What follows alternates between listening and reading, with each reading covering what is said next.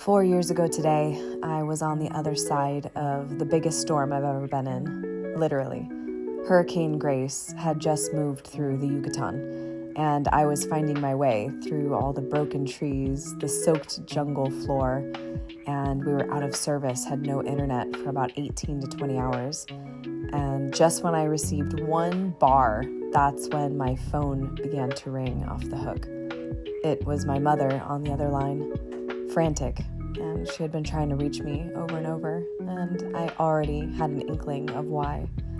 A few days prior, my dad had been admitted to the hospital, testing positive for COVID-19.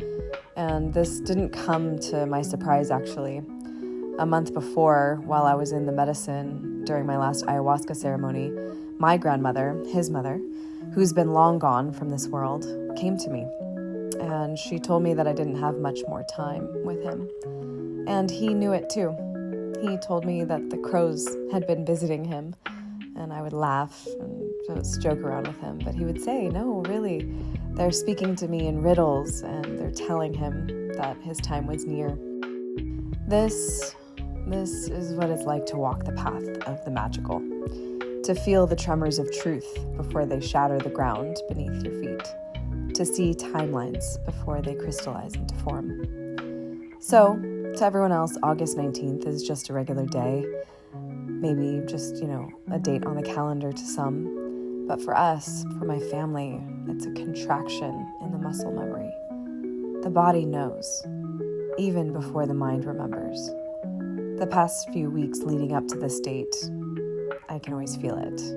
The weight, the edge, and the quiet descent into the well of grief. And you see, grief is not a straight line. It spirals, it wobbles, and it hides behind rage, and it lingers in subtle silence. And for some years, it fucking roars. Others, it's a gentle sigh. And so, every time August comes around, I go gently. I don't rush. I don't explain myself. I completely bathe myself in tenderness, and I honor the ones that have walked with me through these last several years and that have held me and witnessed me even when I was not at my best. Because loss carves us. It initiates us. It shapes the way that we love and the way that we listen. And I know I'm not alone in this. The whole world is grieving right now. Everywhere, people are unraveling quietly in the corners of their own storms.